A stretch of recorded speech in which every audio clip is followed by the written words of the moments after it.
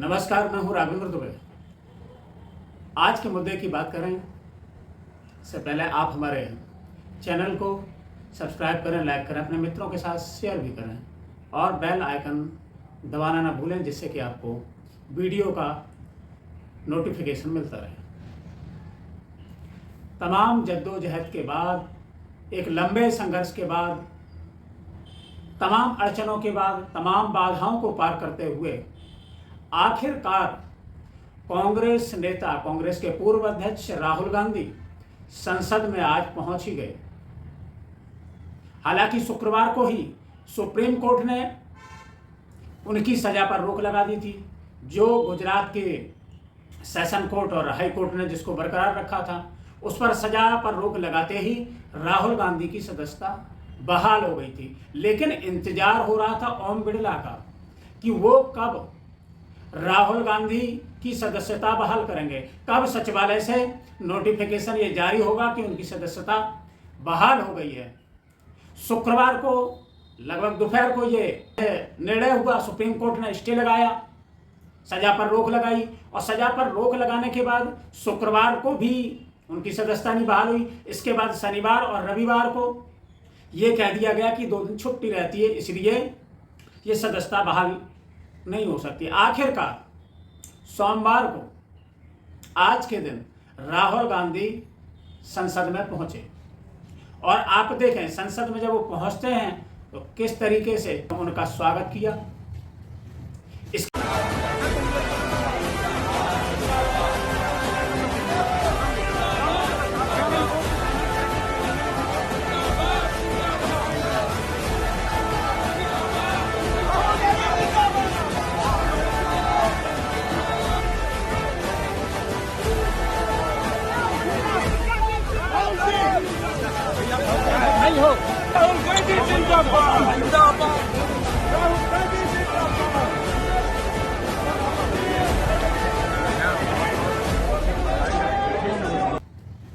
इसके बाद वह गांधी प्रतिमा पर गए। कांग्रेस का जोश था वो आज बहुत कई गुना था कि काफी लंबे संघर्ष के बाद 137 दिन बाद राहुल गांधी पुनः संसद में पहुंच पाए। ये वही समय था, आपको याद होगा, जब अडानी के मामले को लेकर के प्रधानमंत्री पर उन्होंने कठोर प्रहार किए और इतने कठोर प्रहार किए, उन्होंने एक पोस्टर भी दिखाया जिस पोस्टर में प्रधानमंत्री तब गुजरात के मुख्यमंत्री हुआ करते थे, वह अडानी के साथ एक प्राइवेट जेट प्लेन में है और 1-2 लोग और उसमें हैं।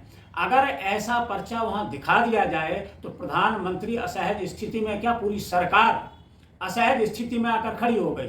उसी समय से यह सोच लिया गया कि राहुल गांधी की सदस्यता निरस्त होनी चाहिए, उन्हें यह सत्ताधारी लोग संसद में नहीं देखना चाहते हैं। और वही हुआ।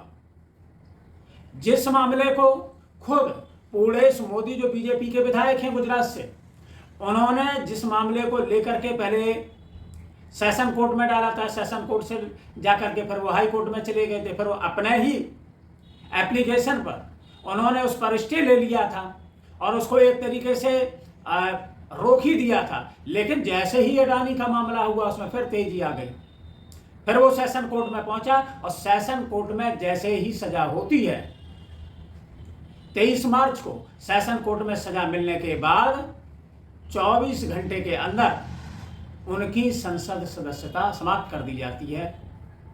गुजराती में ऑर्डर था, उस गुजराती ऑर्डर को ट्रांसलेट भी किया गया इंग्लिश में। ट्रांसलेट करने के बाद तुरंत सचिवालय ने चिट्ठी जारी कर दी, नोटिस जारी कर दिया कि राहुल गांधी की सदस्यता समाप्त होती है। सरकार इतनी त्वरित गति से काम कर रही थी, या सचिवालय इतनी त्वरित गति से काम कर रहा था कि वो एन केन प्रकार राहुल गांधी की सदस्यता लेना चाह रहे थे। लेकिन वहां से जब मामला, उनको सजा सुनाई गई तो वो हाई कोर्ट चले गए। हाई कोर्ट ने भी उसी सजा को बिल्कुल यथावत रखा।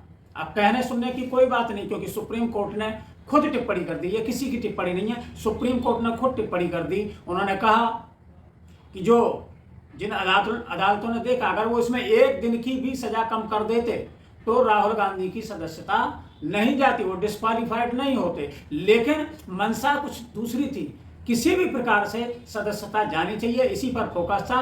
वही हुआ कि गुजरात कोर्ट में जहां भी ये मामला सुनवाई हुई, पूरी 2 साल की सजा बरकरार रखी गई, क्योंकि 2 साल की सजा अगर बरकरार नहीं रखते तो उनकी सदस्यता नहीं जाती।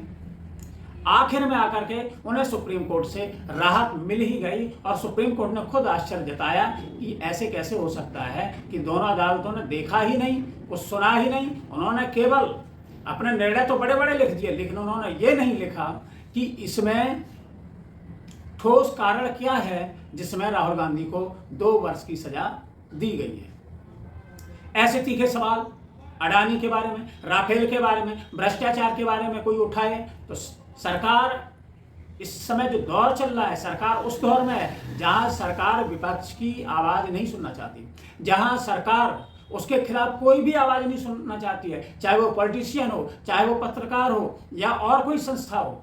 जैसे ही सरकार के खिलाफ कोई बोलता है उसको या तो गिरफ्तार कर लिया जाता है, ईडी सीबीआई का उसका प्रयोग कर दिया जाता है। तो इस तरीके से सरकार ने अपने खिलाफ आवाज नहीं सुनना चाहती है। उसी में राहुल गांधी की संसद सदस्यता भी गई। लेकिन कहते हैं कि आखिर में सरकार कितना भी चाहे, कुछ भी उसकी मंशा पे पानी फेर दिया सुप्रीम कोर्ट ने।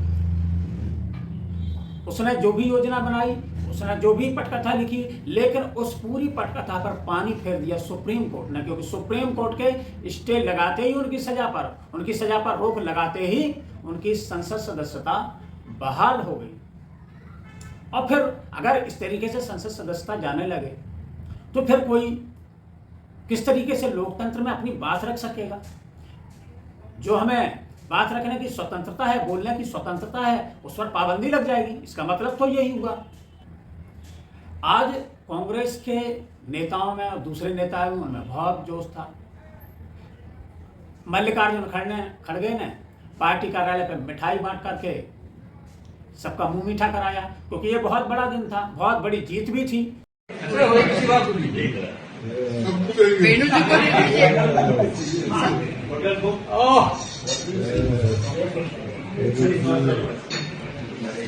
को दे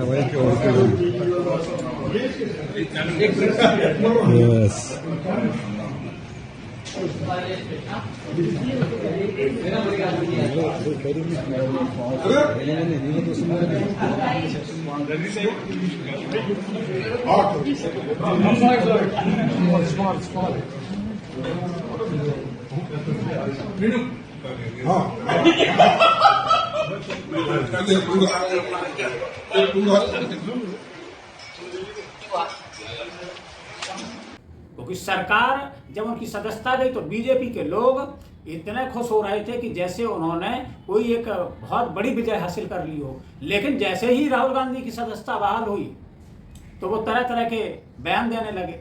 संसद जब पहुंचे तो बहुत सारे सांसद, कांग्रेस से लेकर और दलों के भी थे सांसद, वो उनके स्वागत के लिए खड़े थे। राहुल गांधी जिंदाबाद के नारे लग रहे थे, जोश बहुत ज्यादा था।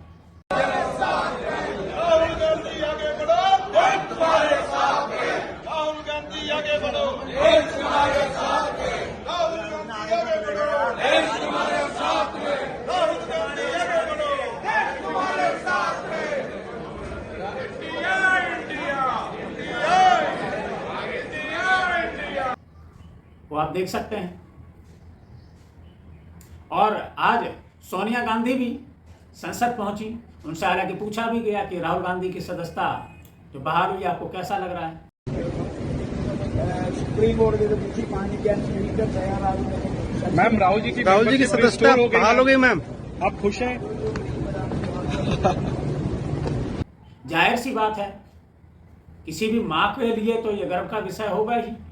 अब मंगलवार से जो गौरव गोगोई कांग्रेस के हैं, उन्होंने जो अविश्वास प्रस्ताव दिया है उस पर बहस होनी है, और बहस होगी और ऐसे में राहुल गांधी भी होंगे तो धार और तेज हो जाएगी। जो विपक्ष है उसकी धार तेज हो जाएगी और प्रधानमंत्री जी इसमें असहज स्थिति में होंगे, क्योंकि राहुल गांधी से फिर सामना करना पड़ेगा, फिर उन सवालों का सामना करना पड़ेगा, फिर मणिपुर के सवालों पर सामना करना पड़ेगा, फिर हरियाणा के सवालों पर सामना करना पड़ेगा, फिर महंगाई, बेरोजगारी, उस पर के सवालों पर सामना करना पड़ेगा। ऐसे में सरकार असहज स्थिति में खड़ी हो जाएगी।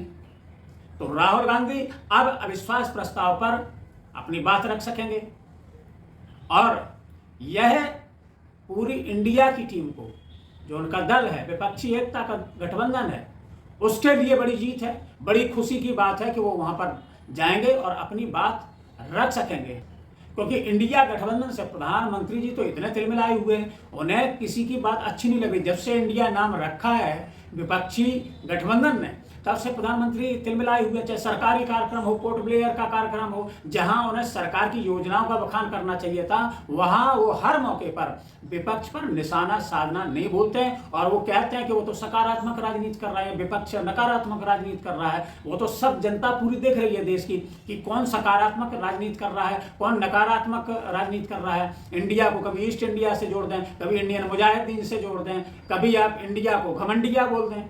तो जो मन में आ रहा वो बोल रहे हैं। इसका मतलब यही हुआ कि प्रधानमंत्री जी इस समय तिलमिलाए हुए हैं पूरी तरीके से, और उनको लग रहा है कि विपक्ष सब एकजुट है। जहां वो मिठाई खिला रहे हैं, वहां पर जहां खड़गे जी मिठाई खिला रहे हैं, उस फोटो को अगर आप देखेंगे, उस वीडियो को, उसमें सभी लोग टीएमसी के लोग हैं, समाजवादी पार्टी से उनके प्रमुख राष्ट्रीय महासचिव रामगोपाल यादव जी हैं, सभी लोग हैं, दूसरे दल के नेता, जो इतना अब की बार जो इंडिया में आपस में गठबंधन हुआ है, उससे प्रधानमंत्री तिलमिलाए हुए हैं और रोज कोई ना कोई आरोप लगा रहे हैं। अब राहुल गांधी संसद में पहुंच गए हैं, अब उनका वहां पर वक्तव्य भी होगा, उनका भाषण भी होगा। देखते हैं वो किन किन मुद्दों को वहां पर उठाते हैं। ये देखने वाली बात होगी और सब लोग उसका इंतजार भी करेंगे। फिर मिलेंगे किसी नए मुद्दे के साथ, तब तक के लिए दीजिए इजाजत। जय हिंद, जय भारत।